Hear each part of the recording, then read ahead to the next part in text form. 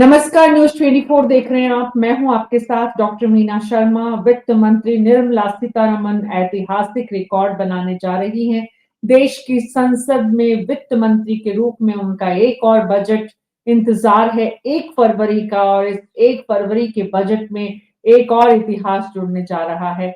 इसमें सवाल इस देश की जनता को है, बहुत सारे सवालों के जवाबों का इंतजार की उनके खाते में इस बजट में क्या कुछ आने वाला है। एक उसमें है पेंशन जगत से जुड़ा हुआ बड़ा तबका, सीनियर सिटीजन जो इंतजार कर रहे हैं ईपीएफओ पेंशन की राशि को बढ़ाने को लेकर। पिछले लंबे समय से इंतजार है, क्या इंतजार इस बार खत्म होगा और बड़ा फायदा ईपीएफओ पेंशनर्स को मिलेगा, फायदा जिसका इंतजार लंबे समय से किया जा रहा है। हमारे साथ खास मेहमान हैं अमरनाथ यादव, प्रदेश अध्यक्ष पेंशनर्स एसोसिएशन उत्तर प्रदेश, विजय कुमार बंधु, अध्यक्ष अटेवा, सुशील कुमार बच्चा, महामंत्री कर्मचारी महासंघ, हरिकिशोर तिवारी, राज्य कर्मचारी संघ। आप सभी का बहुत बहुत स्वागत है।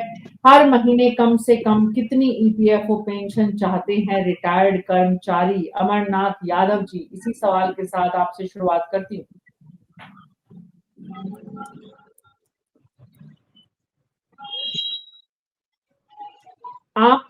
आपका ऑडियो नहीं आ रहा है यादव जी, आप अपना ऑडियो ऑन करिए। सुशील कुमार जी, तब तक मैं आपके पास आती हूँ। सुशील कुमार बच्चा जी, सवाल वही है, कितनी पेंशन बढ़नी चाहिए? ईपीएफओ में सैलरी लिमिट 15,000 से बढ़ाकर कितना करने की तैयारी कर रही है सरकार, लेकिन मेरा पहला सवाल आपसे 1,000 रुपए की न्यूनतम ईपीएफओ पेंशन बढ़कर कितनी होनी चाहिए? नमस्कार। बजट सत्र शुरू 2 तारीख को आना है, बजट पेश होना है। इसमें हम यही कहूँगा भारत सरकार से कि जो है सबसे पहले जो है पेंशन में कोई विसंगति न हो, सबको पूरा पेंशन का लाभ दिया जाए और बढ़ोतरी बात नहीं है, पुरानी पेंशन की बहाली हो, चाहे ईपीएफ हो या कुछ भी हो। जो हमारे एनपीएस के बच्चे हैं उनको भी वो भी मांग कर ही रहे हैं पुरानी पेंशन को लेकर के, तो पुरानी पेंशन की घोषणा कर दी जाए तो अच्छा रहेगा, सबको मिलेगा, सबको राइट मिलेगा, एक अधिकार मिलेगा। और बजट में और भी ये मैं बताना चाहूंगा कि 8वें वेतनमान की सिफारिशें भी लागू हों। 8वें किसी घोषणा हो जाए, उसकी बजट की घोषणा होनी है, क्यों जनवरी 26 से लागू भी होना है। और दूसरी बात है स्टैंडर्ड डिडक्शन 1 लाख रुपए हो, और 8 लाख की सीमा जो हमारी है उसमें 10% की कटौती आयकर की होनी चाहिए, उसमें सभी को लाभ नहीं मिल पा रहा है। एक बात मैं बहुत अच्छी कहना चाहूंगा मैं आपके चैनल के माध्यम से कि जो है जिनको 12 लाख तक की छूट सरकार ने पिछली बजट में किया था कि 12 लाख को तक कोई टैक्स नहीं पड़ेगा, मगर 12 लाख रुपए जब 12 लाख से 1 रुपए हो जाता है तो उसके बाद पूरा टैक्स देना पड़ रहा है। उसमें नाराजगी भी कर्मचारियों में रहती है कि 12 लाख को सबको छूट मिले या इसकी लिमिट बढ़ाई जाए। इसकी लिमिट की 12 लाख में जो जहाँ हमारी तनख्वाह 13 लाख हो या 14 लाख आती है। सुशील कुमार बच्चा जी, होना तो बहुत कुछ चाहिए, ये भी होना चाहिए, वो भी होना चाहिए, लेकिन वित्त मंत्री की सीमाएं हैं, उनके पास बजट एक लिमिटेड उसमें है, उसमें से वो सबको कुछ देना चाहती हैं। यहाँ अगर हम ईपीएफओ पेंशनर्स की बात करें तो उनकी पेंशन को कितना किया जाना चाहिए? अमरनाथ जी, मैं आपके पास आऊंगी। विजय कुमार बंधु जी, आपके पास आती हूँ। सवाल ये है कि कितनी करनी चाहिए और सवाल ये है कि सरकार कितनी कर पाएगी। इन दोनों के बीच में बहुत बड़ा गैप है। जी सर को बुलाया कि आपने हमें कहा? विजय जी आपको। जी बहुत बहुत शुक्रिया आपका, और बधाई किस लिए पात्र है कि कम से कम लगातार कर्मचारियों के हितों की बात आप उठा रही हैं और ये आज के दौर के लिए बड़ी बात है। तो सबसे पहले तो एक अगर बजट आता है तो हर देश का हर वर्ग, वो किसी क्षेत्र का हो, एक उम्मीद बनाता है कि महंगाई से राहत मिलेगी, रोजगार को लेकर के कोई बेहतर प्लान आएगा, इनकम टैक्स में हमें राहत मिलेगी, और जो पेंशन की आपने बात किया, निश्चित रूप से अगर एक दैनिक मजदूरी की हम बात करें तो दैनिक मजदूरी जो सरकार अपनी तरफ से मानती है कम से कम उससे तो ज्यादा रहना ही चाहिए। अगर एक मजदूर की दैनिक मजदूरी सरकार परिभाषित करती है तो निश्चित रूप से उससे ज्यादा पेंशन होना चाहिए, अगर क्योंकि सरकार का ही नियम है और सरकार अपना जब देना होता है तो उस नियम को खुद तोड़ देती है। तो इतना तो कम से कम हो कि आदमी जीवन हो सके। और खास करके मैडम सबसे बड़ी बात जो ये है कि जो बुजुर्ग होता है, जो वृद्धावस्था आती है, उस वृद्धावस्था में उसको उसी पेंशन का भरोसा होता है, उसी से उसकी दवा, उसका जीवन यापन, उसकी और तमाम सारी जो जिम्मेदारियां होती हैं उसी के भरोसे होता है। तो अगर हम उसको जीने भर का, उसके इलाज का अगर हम मापदंड नहीं बना पा रहे हैं तो इसका मतलब है कि हम पेंशन दे तो रहे हैं लेकिन इतना इतना कम है कि वो पेंशन के नाम पर उसको दुख होता है। तो मेरा इतना है कि जो सरकार दैनिक मजदूरी करे उससे अधिक रहना चाहिए, ये मेरा है। दूसरी बात, क्योंकि बजट है तो अभी पेंशन की बात बच्चा साहब ने कहा, तो हम कहते हैं कि अगर चीजें आ रही है तो हमको लगता है देश का नौजवान इससे ज्यादा किसी चीज की डिमांड नहीं किया, इससे ज्यादा सड़कों पर किसी भी संघर्ष नहीं किया। तो निश्चित रूप से पुरानी पेंशन भी होनी चाहिए। और एक जो बात सबसे अहम है कि अर्धसैनिक बलों को दिल्ली हाई कोर्ट ने कह दिया ये सशस्त्र बल है और इनको पेंशन पुरानी दी जानी चाहिए। मतलब ये राष्ट्रवादी सरकार, मुझे तो कहते हुए दुख हो रहा है कि राष्ट्रवादी सरकार है और राष्ट्रवादी सरकार अर्धसैनिक बलों को पेंशन के लिए सुप्रीम कोर्ट चली गई कि हम पेंशन नहीं दे सकते हैं। मतलब सुप्रीम कोर्ट में अर्धसैनिक बलों के खिलाफ चली गई। और बजट डे बाय डे अगर हम इस देश के बजट की बात करें और इकोनॉमिक की बात करें तो निश्चित रूप से भारत सरकार के आंकड़े हैं कि हम आर्थिक महाशक्ति बनते जा रहे हैं। तो आर्थिक महाशक्ति में मेरा कहना सबका भागीदार है, सबका योगदान है, उस योगदान में उनकी हिस्सेदारी भी होनी चाहिए, ये मेरा कहना है। जी, हरिकिशोर तिवारी जी, भागीदारी सबकी होनी चाहिए और सरकार के पास बजट की जो क्राइसिस हमेशा रहती है उसमें जितनी मुमकिन है, पॉसिबल है, जितनी संभव है, इस बजट से कहीं उम्मीदें ज्यादा हैं। बार बार हमने चर्चाएं की और उसमें एक बात निकल कर आई कि इस बार सरकार से अपेक्षाएं ज्यादा हैं। देखिए बजट में देखिए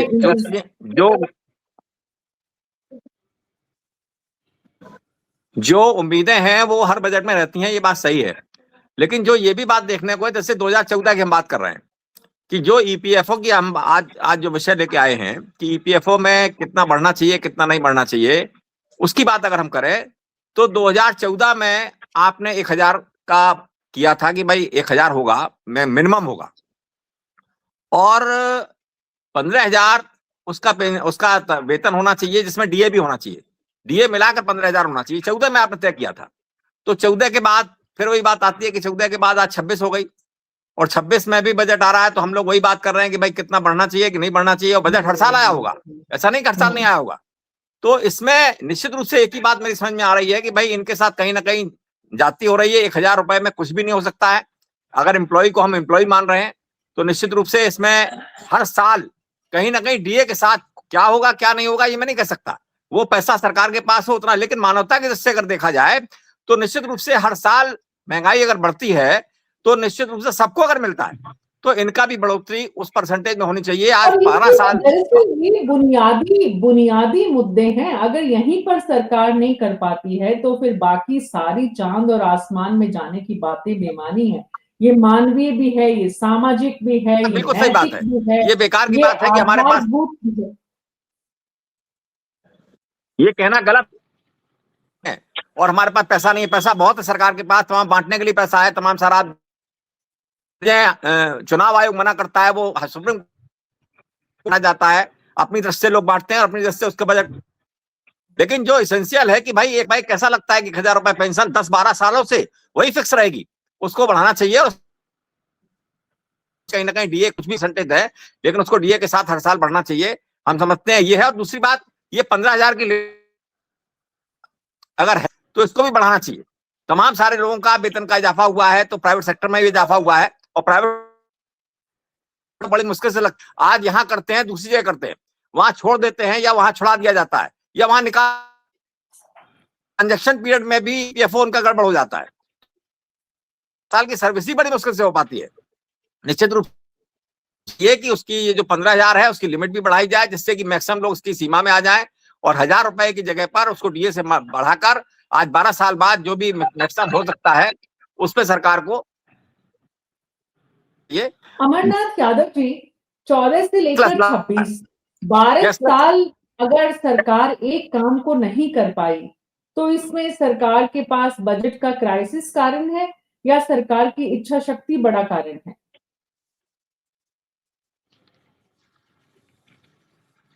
अमरनाथ यादव जी का ऑडियो आप लोग सुन पा रहे हैं यादव जी को?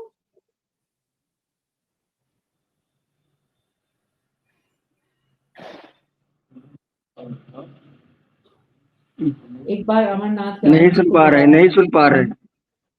दोबारा कनेक्ट करें प्लीज। सुशील कुमार बच्चा जी, मैं वही सवाल आपसे पूछती हूँ, 12 साल अगर एक फैसला लेने में अगर सरकार को इतना समय लगता है, तो सरकार के पास वाकई में बजट की इतनी कमी है या सरकार की मंशा में कमी है? अब बजट में कहाँ सरकार पर कमी है? अब तो जीएसटी से इतना सब लाभ मिल रहा है, सरकार आर्थिक स्थिति देश की मजबूत हो रही है, जो सरकार हम सब बधाई के पात्र हैं। कम से कम फंड की कमी नहीं है, इच्छा शक्ति समझ लीजिए या मैनेजमेंट की कमी के समझ लीजिए, प्रबंधन की कमी है। या भाई एपीएफओ जो हमारा एम्प्लॉय प्राइवेट फंड ऑर्गेनाइजेशन है, इसमें संगठित क्षेत्र आते हैं, उनका माने प्रबंधन यदि सही हो जाए, उनकी बैठक हो, उनके संगठन की बैठक हो, उन एम्प्लॉइजों को भी बढ़ाने की बात भी हो रही थी। मैं पढ़ा था पेपर में कि संगठित क्षेत्रों को ध्यान रखे, सरकार ध्यान रखेगी, तो ध्यान रखे। बजट आ रहा है, पेश होने जा रहा है, तो इसमें जिनका अभी हमारे वरिष्ठ नेतागण कह रहे थे कि जो है 1,000 रुपए में क्या होता, बात सही कह रहे हैं। और उसमें कम से कम उनका आजकल महंगाई का दौर है, तो उसमें इनका सबका ऐसा दिया जैसे परिवार का पालन पोषण हो सके। और एक अभी मान लीजिए 15,000 रुपए के कहीं है, कहीं 12,000 है, तो कम से कम इसकी लिमिटें बढ़नी चाहिए। लिमिट बढ़े, मान देखिए अब देखो तमाम पेंशनें बढ़ती है, वृद्धावस्था पेंशन हो या विधवा पेंशन हो, सबको पेंशन अब सरकार ने बढ़ा रखा है, स्टेट गवर्नमेंटों ने बढ़ा रखा है, 2,000 की 3,000 हो गई, 4,000 इस तरह पा रहे। तो इसी तो ये पेफो से जुड़े जो है संगठित क्षेत्र हैं, इनके एम्प्लॉइज हैं, उनका भी ध्यान रखा जाए, जिससे जो है उनकी बढ़ोतरी हो और एक समानता है। जी, इस पूरे मामले में एक भूमिका जिस वर्ग की सबसे बड़ी है, राजनेताओं को दरअसल काम करना जिनके साथ है वो अधिकारी हैं, ब्यूरोक्रेसी है। सीनियर आईएएस अधिकारी जो वित्त विभाग से जुड़े हुए हैं, अब तक अधिकारियों का क्या रवैया, एटीट्यूड रहा विजय कुमार बंधु जी, जिसकी वजह से आपका 12 साल में कोई फैसला सरकार ने कहा और एग्जीक्यूट नहीं हो पाया? तो ब्यूरोक्रेसी की भूमिका क्या रही इस पूरे प्रकरण में आपकी? देखिए मैडम, ब्यूरोक्रेसी की भूमिका तो निश्चित रूप से महत्वपूर्ण होती है, लेकिन ब्यूरोक्रेसी सरकार के माइंडसेट से वो आगे चलती है। अगर वो सरकार का माइंडसेट देखती है कि हाँ ये देने चाहते हैं, तो ब्यूरोक्रेसी वही काम शुरू कर देता है। और जब सरकार का माइंडसेट नहीं देखती है, तो फिर उसी तरह से उसको झुलाती रहती है। इसमें दरअसल सरकार का रोल ज्यादा है, सरकार की नीयत ही ज्यादा महत्वपूर्ण है। ब्यूरोक्रेसी क्या होती है? अभी माननीय मुख्यमंत्री जी, प्रधानमंत्री जी कोई घोषणा कर दे कि इसको लागू करना, कल रात में सवेरे बजट उठा कर रख दे देंगे कि सर पैसे कोई कमी नहीं है। तो सरकार की नीयत का सवाल है। ब्यूरोक्रेसी अड़चन डाल सकती है, लेकिन सरकार के फैसले को बदल नहीं सकती है। ये महत्वपूर्ण विषय है और जिस पर चर्चा कम होती है। मैं कहता हूं कि इसी देश के अंदर मेजे थपथपाकर वेतन भत्ते बढ़ जाते हैं, मिनटों नहीं लगते हैं। और कोई भी दल हो, कोई भी दल का राजनेता हो, उसके वेतन भत्ते बढ़ाने में मिनटों नहीं लगते। इसका मतलब नियत क्लियर है। और यही आज हम लोग 30 जनवरी 2026 की बात कर रहे हैं। 1 जनवरी 26 से लागू होना चाहिए 8वां वेतन आयोग, और अभी 18 महीने उसको टाइम दिया गया रिपोर्ट देने के लिए। अगर 18 महीने 1.5 साल लगते हैं, तो आप इस प्रक्रिया को आप पहले क्यों नहीं किया? क्योंकि आपको लेड लतीफी करना है, बाद में कह देना है कि हम अभी तक ये इतना तो नहीं दे पाएंगे, यहां से लागू यहां से ले रहे हैं। क्योंकि 18 महीने का डीए का दर्द हम लोग जानते हैं अच्छी तरीके से, कोरोना काल में बताया गया, और आज आर्थिक महाशक्ति बन गया। 18 महीने का डीए क्यों रोका गया है? क्या इस देश में रैलियां रुक रही हैं? क्या इस देश में नेताओं की सुविधाएं रुक रही हैं? क्या इस देश में तमाम सारे गैर फिजूल काम हो रहे नहीं हो रहे हैं, लेकिन डीए ही क्यों नहीं दिया जा रहा है? क्योंकि नियत नहीं है। और ये वेतन आयोग की बात है, वेतन आयोग जैसी चीज को जो 10 साल बाद, ये कोई ऐसा नहीं कि 10 दिन बाद आता है, 10 साल बाद एक बार मौका मिलता है रिवाइज करने का, और महंगाई की रफ्तार इतनी तेज है और रिवाइज करने में सबसे धीमे आप हैं। ये कोई तरीका नहीं है। सरकार की नियत होती है तो हम 8, 9, 9, 10% डीए पाए हैं, आज 2% के लिए हमको झेलना पड़ रहा है। तो ये सरकारी कर्मचारियों के साथ ये सरकार निश्चित रूप से कहीं न कहीं एक पूर्वाग्रसित रहती है, और काम सब वही कराएगी। ये पूर्वाग्रह सरकार पर इतने हावी क्यों है? राजनेताओं की आपने बहुत अच्छी बात कही कि दरअसल ब्यूरोक्रेसी तो राजनीतिक संदेश को समझती है और जिस तरफ संदेश जाता है उस तरफ अपनी रफ्तार बढ़ा देती है, नेताओं से कहीं आगे चलती है। इसका मतलब राजनीतिक नेतृत्व ही नहीं चाहता है कि इन पेंशनर्स को राहत मिले। राजनीतिक नेतृत्व तक इस बात को मैंने कई बार इस पर चर्चाएं हुई हैं, आप लोगों ने बताया, देश के सांसदों को आपने इस विषय में जागरूक किया, विधायकों को किया, लेकिन उसके बाद भी अगर उनकी बात सुनी नहीं जा रही है, तो या तो सांसद और विधायक इस बात को ठीक से समझा नहीं पा रहे हैं या उनकी सुनी नहीं जा रही है। दोनों में कहाँ फर्क है, कहाँ गैप है हरिकिशोर जी? देखिए, मेरा मानना है इसमें थोड़ा सा गलत है, उल्टा है। आज की तारीख में चूंकि हम लोग उन कमेटियों में बैठते हैं जो सारे आईएएस भी बैठते हैं उसमें, तो ये जो सरकारें आज की तारीख में चल रही हैं या पहले भी चली हैं, ये सब आईएएस लॉबी और सीनियर आईएएस चला रहे हैं। वो अपने हिसाब से मैनिपुलेट करते हैं, अपने हिसाब से समझा के ले जाते हैं पॉलिटिकल लोगों को, और पॉलिटिकल लोग उसमें घुसना नहीं चाहते हैं और उनकी विल पावर नहीं बन पाती है। वो दोनों बातें हैं। कई कमेटियों में मैं रहा हूं। हम आपको एक उदाहरण दें, कैशलेस इलाज हमने कराया था 2013 में, बहुत बड़ी हड़ताल, 13 दिन पूरा प्रदेश बंद रहा। सरकार हमारे खिलाफ हाईकोर्ट चली गई। हाईकोर्ट में जाकर डीवाई चंद्रचूड़ जी ने उसमें आदेश किया कि नहीं, इनको कैशलेस इलाज मिलेगा। 16 में वो जारी हो गया, कैबिनेट से जारी हो गया, वो नियम बन गया, सब कुछ हो गया। 17 में सरकार बदल गई। उसके बाद में 78 करोड़ रुपया देना था, उसमें पहली किस्त देनी थी। यहाँ वित्त वालों ने प्रमुख सचिव को चीफ सेक्रेटरी कहते रह गए, अनूप चंद पांडे जी लिख लिख के कहते रह गए कि इनकी बैठक करके इनको पैसा दीजिए। उन्होंने 5 वर्ष तक वो पैसा नहीं दिया, जबकि हाईकोर्ट से निर्णय था, हम लोग लड़ रहे थे, सब कुछ ठीक था, और उसका नाम बदल के उन्होंने रख दिया पंडित दीनदयाल उपाध्याय कैशलेस योजना, और वो 5 लाख की लिमिट कर दी। तो ये जो अधिकारी चलाते कहीं उनको समझा ले जाते हैं और समझने की स्थिति में दिमाग लगाकर विल पावर पैदा नहीं करने देते हैं इन कामों। तो ये आईएएस कहता है कि भाई हम तो पहले भी सरकार चला रहे थे, आज भी सरकार चला रहे हैं। तो उसका नतीजा ये होता है कि हम लोगों की बात होनी चाहिए, वहां तक वो उसका रिजल्ट नहीं आ पाता है। आज की तारीख में भी यही स्थिति है कि कहीं कोई बात सुनने को ये लोग तैयार नहीं है। और एक बात समझ में नहीं आई आपकी, आपने कहा 5 साल तक बजट चीफ सेक्रेटरी कहते रहे लेकिन फाइनेंस में अटका रहा। राजनीतिक इच्छा शक्ति अगर है तो भी आईएएस ऐसा नहीं कर सकता, और अगर कानूनी रूप से आपकी बात सही है तब भी आईएएस फाइल को नहीं रोक सकता। मेरे पास सारे डॉक्यूमेंट्स हैं, मैं बराबर लड़ रहा हूं उसके ऊपर। अभी हमारा आंदोलन भी एक बड़ा होने जा रहा है इसके ऊपर कि जब सारे जगह लिखा गया, चीफ सेक्रेटरी स्तर से भी लिखा गया, उसके बाद एक अधिकारी ने इसको लागू कैसे नहीं होने दिया। यही तो मैं बता रहा हूं आपको, ये हो रहा है उत्तर प्रदेश में। तो ये स्थितियां आज की तारीख में है कि उसमें जो पॉलिटिकल लोग हैं उसमें घुसना नहीं चाहते, वो उसको बवाल समझते हैं, इसलिए वो आईएएस के ऊपर टाल देते हैं। जो आईएएस उसको घुमा फिराकर उसको होने नहीं देते हैं, तो उनको बजट दिखा देते हैं, उनको खर्चा दिखा देते हैं कि भाई इससे इतना खर्चा आ जाएगा, वो उसको सहमत हो जाते हैं, फाइनेंस वाले सहमत हो जाते हैं। ये स्थितियां बन रही हैं आज की तारीख में, इसलिए वो नीचे तक वो चीज, फायदे की जो चीज है या नुकसान जो हो रहा है, वो इसके कारण नीचे तक हमारा हो रहा है। जी, अमरनाथ यादव जी, आप मुझे सुन पा रहे हैं?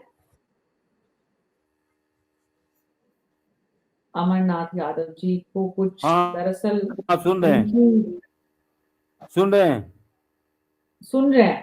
जी, अमरनाथ यादव जी, इस बजट में कितना उछाल आप समझ पा रहे हैं, दिख रहा है, नजर आ रहा है? सुन पा रहे हैं?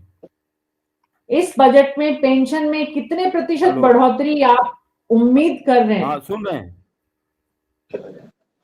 मेरा सवाल है आपसे अमरनाथ यादव जी, इस बजट में कितने प्रतिशत तक की बढ़ोतरी आप उम्मीद कर रहे हैं पेंशन में? देखिए, हेलो, हाँ बोलिए, चाहते हैं जो संसाधन की बात हो रही है, इस पर एक यहाँ शर्मा आयोग बैठा था 66 में, डीए बराबर करने के लिए भारत सरकार के। उसने कहा कि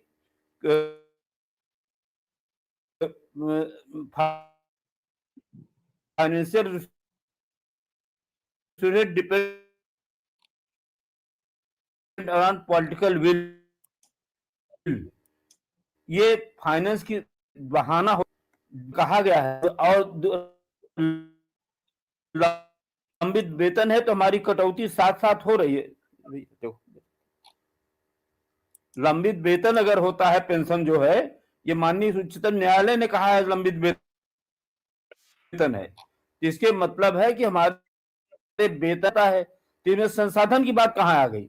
और जो इन्होंने अभी 8वें वेतन आयोग को नोटिफिकेशन अनफंडेड, इसको अनफंडेड है जो कर्मचारियों को पेंशन मिलती है, जबकि डिफाइंड पेंशन स्कीम है। तो इसलिए पेंशन जो है वो डिफाइंड पेंशन स्कीम है, लंबित वेतन है, इस पर संसाधन की बात नहीं होनी चाहिए। एक मुश्त ओपीएस की हम उम्मीद करते हैं, इनको बजट में पुरानी पेंशन बहाल करना चाहिए। ये डिफाइंड पेंशन है, इसमें कोई बजट की जरूरत नहीं रहती, एक बात। दूसरी चीज, 58 साल की महिलाएं और 60 साल के पे जो 40% छूट दी जाती थी रेलवे की किराए में, वो उन्होंने रोक लिया है कोरोना काल में। ये जबरदस्ती सरकार ने किया है, इसको इस बजट में उनको बहाल करना।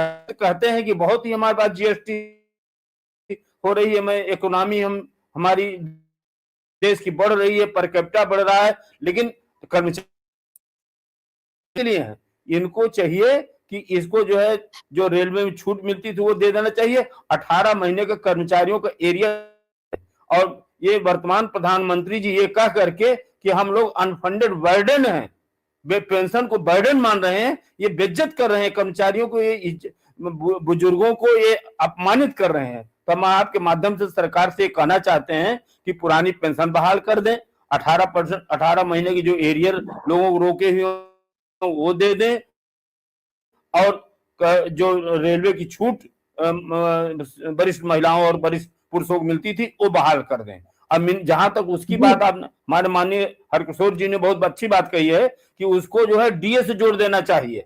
जो मिनिमम पेंशन ईपीएफओ 95 की बात है, उसको प्राइस इंडेक्स से जोड़ दे देना चाहिए, और हर 6 महीने में, चाहे हर महीने उसकी इंडेक्स जैसे जैसे बढ़ती रहे, वैसे उनका भी पेंशन बढ़ाया जाना चाहिए, जैसे कि खाने योग्य उनके मिनिमम आवश्यकता के लायक वो पेंशन उनको मिल सके। ये हम इस पर कहना चाहते हैं। जी, विजय कुमार बंधु जी, एक है चाहत जो आप लोग चाहते हैं, और एक है एक्शन जो सरकार करती है। सरकार 12 सालों से अगर किसी विषय को खींच रही है तो इसका मतलब ये है कि आसान नहीं है राहें आपकी। देखिए बेटा, हमने आपसे पहले भी कहा और भी कह रहा हूं, नियत का सवाल है। सरकार अगर चाहे तो 1 मिनट में चीजें बदल जाती हैं, चीजें पलट जाती हैं, और अगर नहीं चाहते हैं तो कई साल बीत जाते हैं, वो चीजें चलती रहती हैं। कई चीजें तो ऐसी सरकार ने किया जिसका कोई डिमांड नहीं किया और सरकार ने कर दिया, और जहां लाखों लोग सड़कों पर डिमांड कर रहे हैं उसको नहीं कर रही है। तो चाहत हमारी ऐसा नहीं कि हम चांद तारे मांग रहे हैं, हम तो अपने हक का वो भाग मांग रहे हैं कि जो हमारा वो भाग है वो दे दीजिए। हम ऐसा तो नहीं उनका पीएम की सीट कोई मांग रहा है, या कर्मचारी कोई सरकार मांग रहा है, या उनकी वैसी चीज मांग रहा है जो दे नहीं सकते। हम तो वही चीजें मांग रहे हैं। अब 1000 पेंशन जिनको मिल रही है, मतलब वो किसी को बताए भी तो क्या बताएगा मैडम कि 1000 रुपए मुझे पेंशन मिलती है। इससे ज्यादा तो कई योजनाओं में, सरकार की योजनाओं में इससे ज्यादा पेंशन दी जाती है। यहां दिक्कत क्या हो रही है? दिक्कत यह है कि ये सरकार जो लोक कल्याण की भावना होती है उसको ना करके ये बिजनेस स्टेट बना दिया गया है, वेलफेयर स्टेट को। और जब बिजनेस स्टेट बन जाएगा तो वहां पर लोक कल्याण की बात खत्म हो जाती है। जैसे कोई बिजनेसमैन है, वो प्रॉफिट ढूंढता है, सरकार प्रॉफिट का काम नहीं करना चाहिए, सरकार का काम प्रॉफिट नहीं है, सरकार का काम है लोक कल्याण, इसीलिए सरकार बनाई जाती है। तो लोक कल्याण करिए, लोक कल्याण में ये चीजें हैं।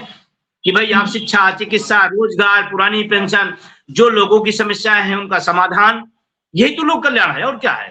हम संविधान की लेकिन शपथ ले अभी की लेते हैं, सरकार तो पूरी तरह से इस हम देश उसको को काम करते हैं। इस देश को लोक कल्याण की बहुत सारे नाम तक बदल दिए गए हैं, मतलब कर्तव्य पथ और ये पथ, और तो ऐसे में इस सरकार से तो लोक कल्याण की अपेक्षाएं ज्यादा मैं है। इस देश सुशील का कुमार पढ़ा लिखा बच्चा जी, नागरिक हूँ, जागरूक नागरिक हो, शिगुफा। नाम बदलने से काम नहीं बदल जाता है।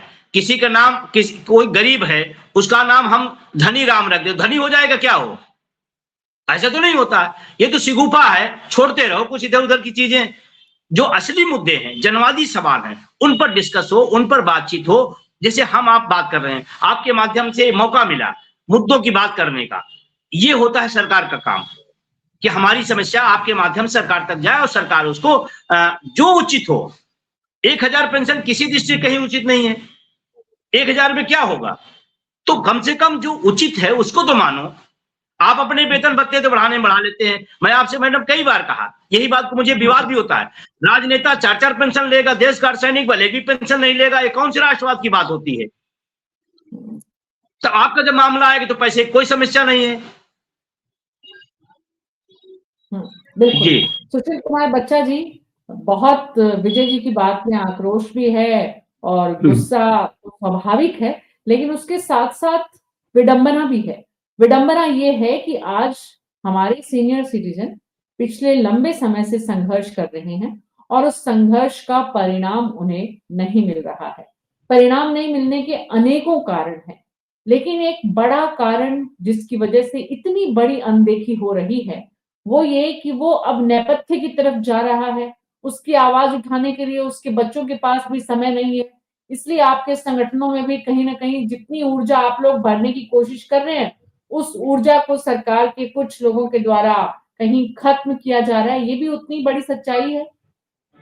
बहुत सही बात कह रही हैं। और आपने कम से कम ये मुद्दे को पकड़ा।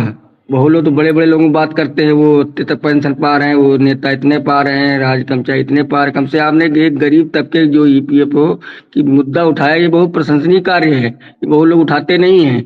आपने बड़ा अच्छा मुद्दा पकड़ा। इसमें सभी संगठनों से मैं अपील करूंगा, बड़े बड़े नेता बैठे हैं मंच पे, उनकी बात भी करें, करके एकजुट होकर के उनको लाभ दिलाएं, सरकार की आंखें खोलें।